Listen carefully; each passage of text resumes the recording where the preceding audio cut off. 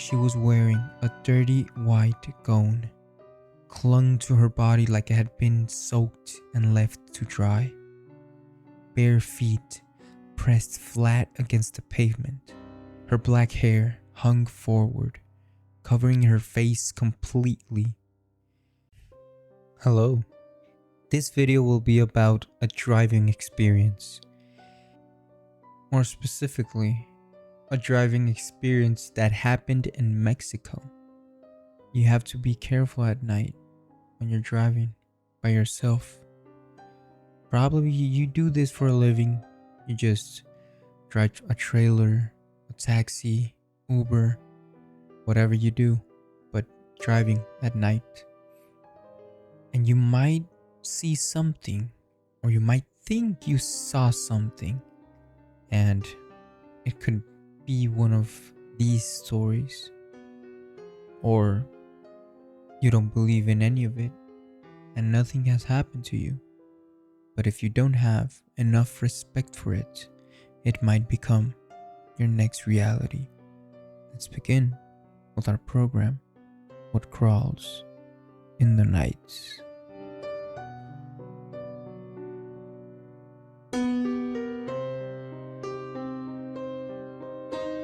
This happened to me in the early morning of January 17th, 2023. I was hauling construction materials from San Luis Potosí to Saltillo. I had driven Highway 57 so many times I didn't even think about it anymore. It was muscle memory. Driving at night never bothered me. But after that night, I don't trust the road or myself anymore. It was around 2:30 a.m. I had already passed Matehuala and was getting close to the stretch between El Huizache and Los Chorros, the kind of road where you have to stay alert. But that night, everything felt too still. The radio kept fading in and out, like it couldn't hold into a signal. The moon was gone, buried behind thick clouds. No cars, no lights, just darkness stretching forever.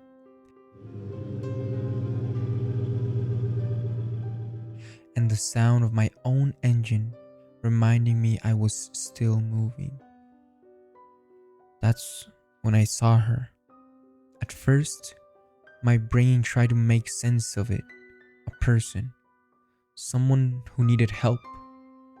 That's what it had to be. She was standing right on the white line of the shoulder. I eased off the accelerator. Something in me didn't want to get closer, but I did it anyways. And when the headlights finally reached her, something inside me tightened, like my body understood before I did. It was a woman, or something wearing that shape. She was wearing a dirty white gown, clung to her body like it had been soaked and left to dry. Bare feet pressed flat against the pavement. Her black hair hung forward, covering her face completely. But she wasn't moving, not even a little.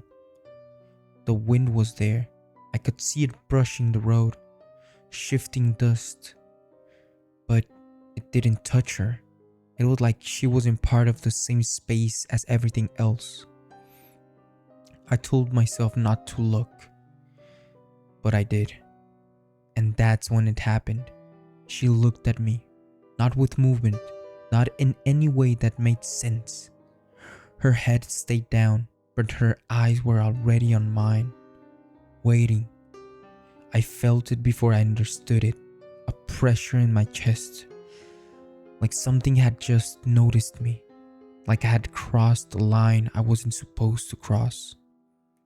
Her eyes were completely black, no reflection, no depth, just absence. For a second, I had the overwhelming certainty that if I slowed down anymore, I wouldn't keep going. So I didn't. I just drove past her, and I didn't look in the rear view mirror because something told me that if I saw her again, she wouldn't be behind me. After 5 kilometers later, I started breathing normally again. My hands were still tied on the wheel, but I told myself it was over. Just something my mind twisted in the dark. Then I saw it again. A figure standing on the road ahead. And before my brain could catch up, my body already knew it was her. Exactly the same. Same position, same stillness, same impossible presence. There was no time for doubt this time. No way to explain it. No way to pretend. Something wasn't following me. It was waiting for me. I felt anger rise up, not courage, just something desperate. Something that didn't want to accept what was happening. I slammed the accelerator. I wasn't stopping again. As I passed her, I kept my eyes forward, but my entire body reacted like something had just moved closer. And then, the cold. Not outside, inside. It wasn't like air coming in through a crack. It was sudden, deep, like it came from within the cab, or worse, from within me. My hands went numb on the wheel. For a moment, I couldn't tell if I was still alone. The rest of the drive is a blur of shaking hands and forced breathing. I didn't see her again, but the cold never left, not even with the heat blasting. It stayed, like something had settled in.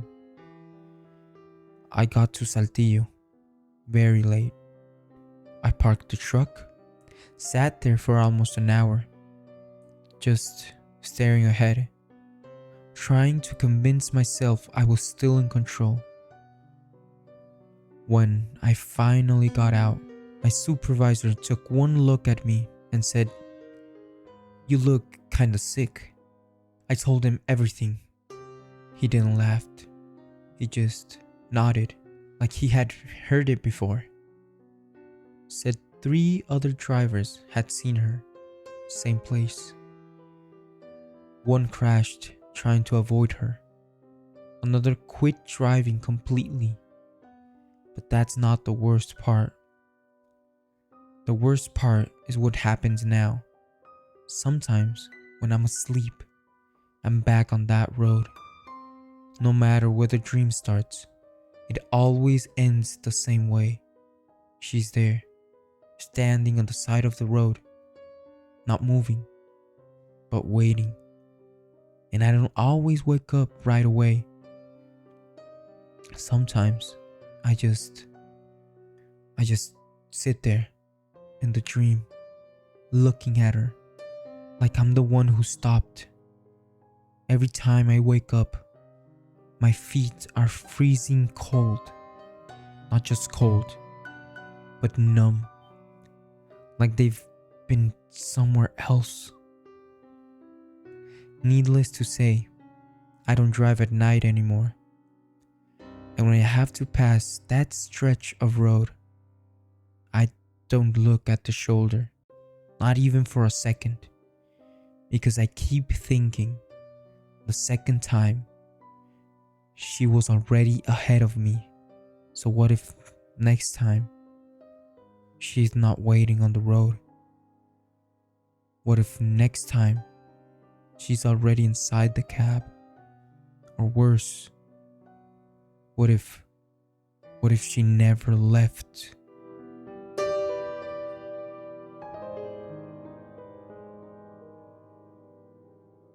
Well guys, that was today's story. Hope you guys liked it. If you guys liked the video, please like, subscribe, share it with a friend who likes these type of stories. And remember, don't ignore the sounds tonight. You've already awakened it. Good night, and don't let the bedbugs bite.